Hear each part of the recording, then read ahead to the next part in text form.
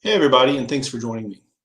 In today's discussion, I want to talk about one of the assumptions that is sort of inherent to what political science does, a fundamental assumption that underlies most of the way that.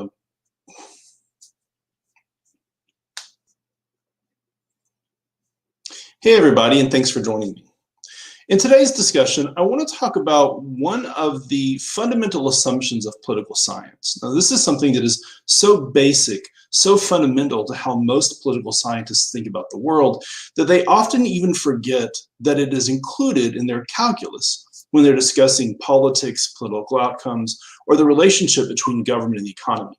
Specifically, I want to talk about something called market perfection, or maybe more appropriately, market imperfection. The idea that there exists a perfect marketplace where goods and services can be freely exchanged between producers and consumers.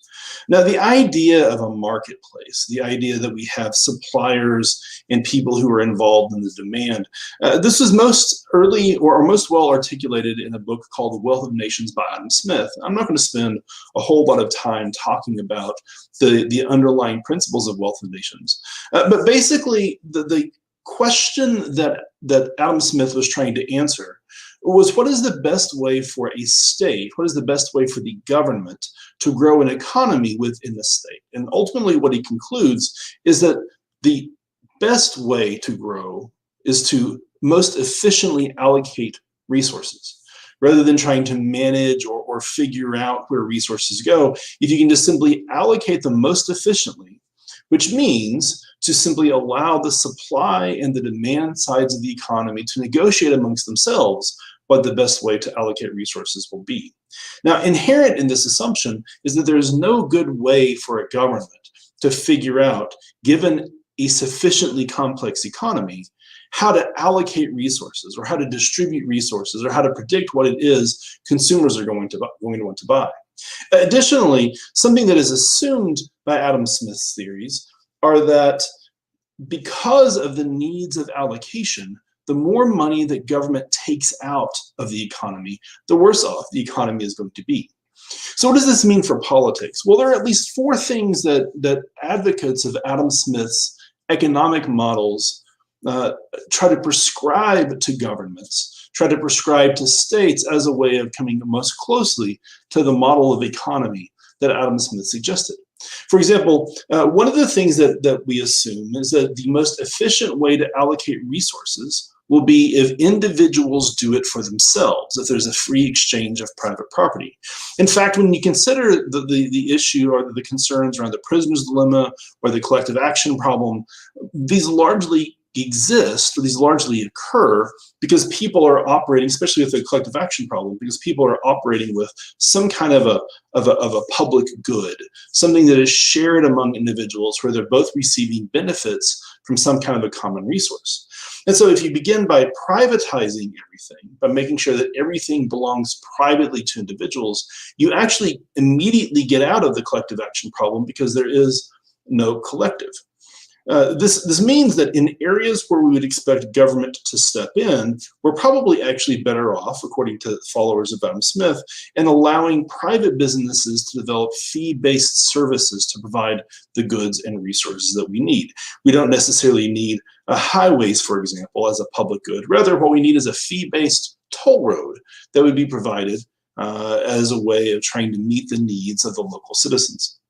Something else that we know or that we assume to be true is that if you want to have a well-functioning marketplace, you need to try to minimize or eliminate the barriers between the flow of people, the flow of capital, the flow of private property.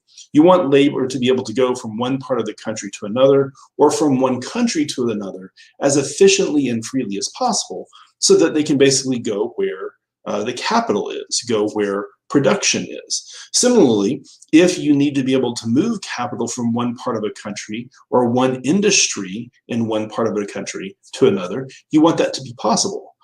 You also want to be able to happen, by the way, between countries as a way of making sure that capital doesn't get trapped in economies that are working inefficiently and so instead can travel to economies where they're working more efficiently.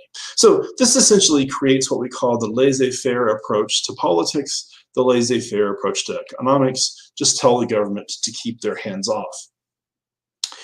Here's the problem. So one of the things that this assumes, one of the fundamentals of this relationship between suppliers and demanders, is that the value of a transaction is what happens between these two individuals. If one person is manufacturing something, the value in the transaction is the value in their relationship to the person who's purchasing it. As a teacher, if I'm providing education, the value of the transaction is on the part of the student who's receiving the education, and therefore can determine how much they're willing to pay to receive it. The problem is that with almost every transaction, some part of it is external to the relationship. We call this a positive or a negative externality. A positive externality is when value exists in a transaction outside of the transaction. Negative externalities are where values are removed from a broader society outside of the transaction. And because these externalities exist, what we discover is that markets don't always, and in fact rarely, perfectly efficiently distribute resources because they don't account for the negative and positive values of the transactions outside of the relationship. And this basic assumption is fundamental. The fact that markets don't always perfectly value the transactions is fundamental to how political scientists often think about the world, and is fundamental to how they explain or justify the existence or intervention of governments into an economy. So the result here is that if we're not careful, many political scientists assume, goods that have high positive externalities, that is, goods or transactions that provide lots of benefits outside of the transaction itself and to society, will largely be ignored. That materials that could have been devoted to these things, to the manufacture or provision of these goods and services, will not be appropriately allocated because these external values aren't considered. Similarly, we will have this habit in a society of giving too many resources or providing too much capital to those goods, services, or transactions that are going to be overvalued because they actually harm society as a whole. Let me give you a couple of examples. Think about this. If you're a homeowner, how often should you cut your grass? Now, for me as a homeowner, there is certainly some benefit to cutting grass. I might enjoy having my grass shorter rather than longer. May make my yard, my property more easily used, especially if I spend a lot of time outside. It probably is going to help with the reduction of pests because ground cover provides avenue for snakes and other small rodents to travel unseen. And so I might receive some benefit of mowing my grass on my own property. But the thing is, having a well-tended lawn in a neighborhood doesn't just benefit me. It also benefits all of my neighbors. Neighbors will appreciate the fact that I have a well-tended or well-taken care of lawn. They'll appreciate the fact that pests can't hide or stay in my lawn and then travel into their property later. And because of this, because neighbors appreciate well-tended and well-taken care of properties of the entire property values rather in the entire neighborhood can be increased because of how I take care of my private property. For this reason, it's going to be great for me to mow my lawn, especially if I want my lawn taken care of more than my neighborhood surrounding does. But if it turns out that I don't care so much, that maybe I only want to mow my grass once every month rather than once every 2 weeks, if it turns out that I don't necessarily care if there are pests in my yard, if I don't spend a lot of time outdoors, my private behavior might actually result in less satisfied neighbors. It might harm the overall community feel of my neighborhood, and it could in fact drive down property values. As people who are trying to sell their homes will have a hard time because who wants to live in the neighborhood right next door to the person who doesn't take care of their house and never mows their yard? So it turns out that something as simple as mowing my grass might actually have an external value to it, either positive or negative. Now, let's take this from grass mowing to something like what's the appropriate quality of new home construction. Now, for a manufacturer, certainly they want to have the lowest possible quality of manufacturing, so long as nobody can hold them accountable for the future, because it keeps the price of the home low. You can sell more houses if they're lower priced. They're going to be lower priced if you use lower quality materials. And for many homeowners, that's perfectly okay.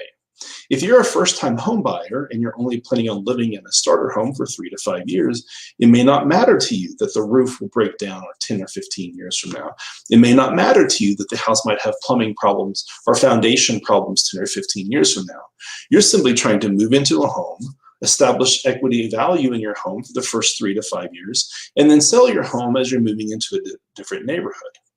And so internal to the transaction, what we find is that a lot of new home construction doesn't actually meet high quality or doesn't actually meet what we would consider to be appropriate codes for long-term value. Now, again, this is not a problem for the first-time home buyer or for the manufacturer, but it is a real problem for people who live in the neighborhood long-term, or for individuals who move into the neighborhood and then can't leave, or to the cities where these neighborhoods are being constructed that have allocated resources to help put in roads and other utility services, only to find out that the property values in these areas never go up, and therefore the tax values never end up increasing, especially 15 or 20 years down the road. Now, this is a problem in home ownership, but it is also a problem that exists in a wide range of economic relationships. It explains to us, for example, why we have problems with something like environmental pollution, where we have individuals who are engaging in a product transaction, but they're not necessarily worried about the costs required to clean up the environment or the damages that might be caused by environmental degradation. There are, in fact, a whole range of issues that can emerge as a result of this mismatch of values in our economy. Economies can suffer a prisoner's dilemma between makers and takers. These individuals who are manufacturing things and purchasing things, but they can't really negotiate about the long-term, effectively negotiate anyway, about the long-term costs or benefits of a good. We might have a collective action problem that develops between local producers and distant consumers. Local producers are manufacturing things in an area that might be polluting or destroying the environment. They're manufacturing things in an area that might require resource extraction. And they're selling them someplace that will bear no costs or receive no benefits from the effects of the local manufacturing. And as a result, we'll end up doing more environmental damage in a location because most of the value is being transported to another location. You could also have problems where a collective action problem could exist between current consumers and future consumers. Think about the home buying or the car purchasing problem that I alluded to earlier. If you have a government that allows short-term decision-making where things are being produced for short-term consumption, future generations may end up paying a cost premium as a result. And then, of course, there's also the problem of politics, that whenever you have external value, positive or negative to a good, governments are going to be enticed to intervene anywhere you have a democracy. And if you allow market forces to operate normally, you're going to not only have increased economic growth, but you're also going to have periods of economic decline caused in part by this economic mismatch and inefficient allocation of resources. And during these periods of decline, politicians are going to be inclined to get involved because no one wants to be in charge when the economy starts to suffer. So this is the first problem, that you have market inefficiencies that develop as a result of economic mismatches in capitalism. But there's another problem that comes out of markets, even when they work perfectly, that could spell some problems for capitalism in any democratic state. It turns out that one of the fundamental principles of democracy is the equality of participation among citizens. If you don't have equality in voting, for example, then you don't really have a democracy. You have something more like an oligarchy. If you have inequality of freedom of speech, then wealthier voices begin to drown out less wealthy voices. And in a world where wealth is power, what this means is that in any economic system that allows for efficient allocation of resources, perhaps, but any economic system that allows for some people to have more wealth than others means that you have a democratic political system where some people have more power than others. And this is inevitable in a perfectly functioning marketplace. Markets create short-term inequality. This is inevitable.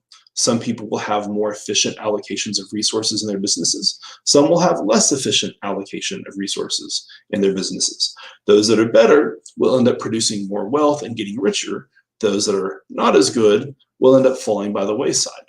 But when you translate that to a political situation, it means that those who have better strategies now become more politically powerful now. Those who have inferior strategies now become less politically powerful now. And this is going to become a fundamental threat to democracy. This threat becomes more accentuated when we understand the effect that investment can have on long-term economic growth, and as a result of long-term political growth, political power distribution, unless something can be done to stop it. For example, consider 4 different businesses that all start off at essentially the same time with essentially the same investment. Now, if we're assuming that each of them are capable of getting some rate of return on their investment, and we assume that they own their businesses for 40 years based upon this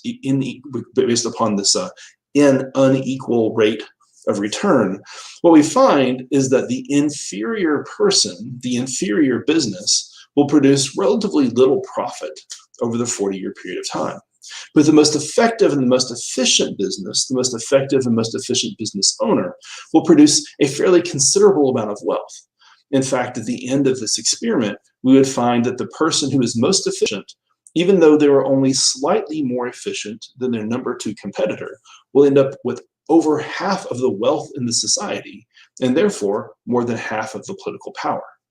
The effect of this is that even when you have perfectly working markets that are perfectly and efficiently allocating resources, without some way of controlling this allocation or without some way of redistributing the wealth in a perfect market, you end up with political inequality.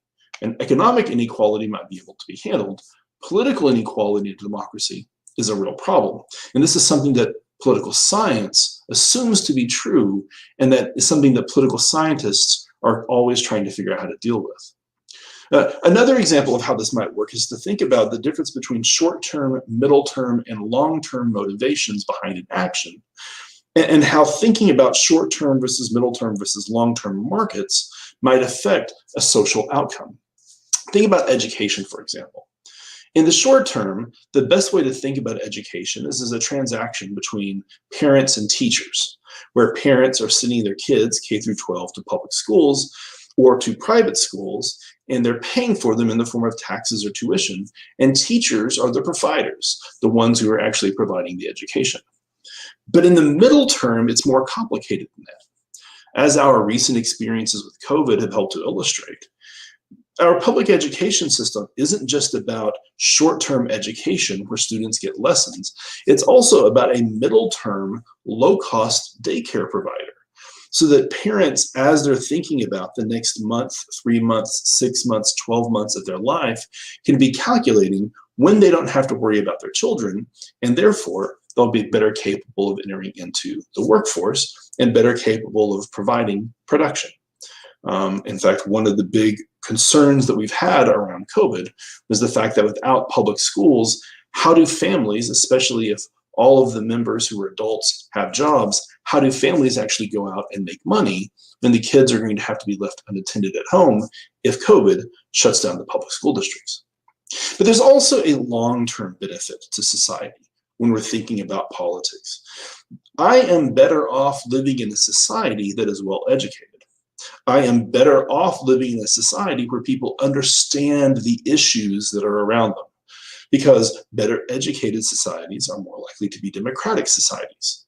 Now, this effective education isn't something that I see this week because schools are going to be open, nor is it necessarily something that I see this month. But it's something that I see over the course of my life, first as I've been able to receive an education, but then also as I've lived and as an adult in a society where everyone is literate, where everyone understands issues at a basic level, where everyone can debate and discuss politics, where everyone in our democracy is capable of standing up for our democracy. Now, this poses a challenge to democracy in general, but particularly when you realize that voters tend to be relatively short-termed or middle-termed in their evaluation of political outcomes, whereas the survival of the state, in fact, the survival of democracy, requires a middle-term or a long-term evaluation of maintaining and supporting the state, the society, and democracy as a whole. So what does all this mean? Well, it means that while we all essentially believe in the idea of markets, and while political science sort of assumes that capitalism has a lot to teach us about how to allocate resources, and therefore a lot to teach us about how politics should take place, the reality is that the persistence of market failure leads to the continual need for government intervention.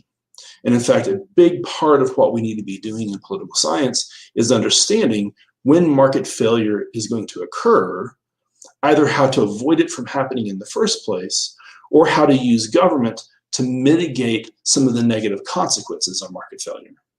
The other thing that it means is that if you want to have a democracy, a long-term functioning democracy, a vibrant and fully formed democracy, you're going to have some way of redistributing resources from those who have chosen the best short-term strategies to those who need a little bit more time to figure out the effective strategy. Otherwise, power becomes unequal in a society, and unequal power in a democracy can often lead to the death of that democracy. We also need a way of making sure that we're maintaining our planning for the long term, for the future of the entire state, the future of the entire democracy, and not just simply the short-term needs of the individual voter. Otherwise, we end up with free riding and a collective action problem. So I hope you've had a chance to enjoy this video. I hope you've learned something from it. If you have, be sure to check out some of the other videos in this series that are discussing a lot of American politics, Texas politics, and also a little bit about political science. Thank you very much.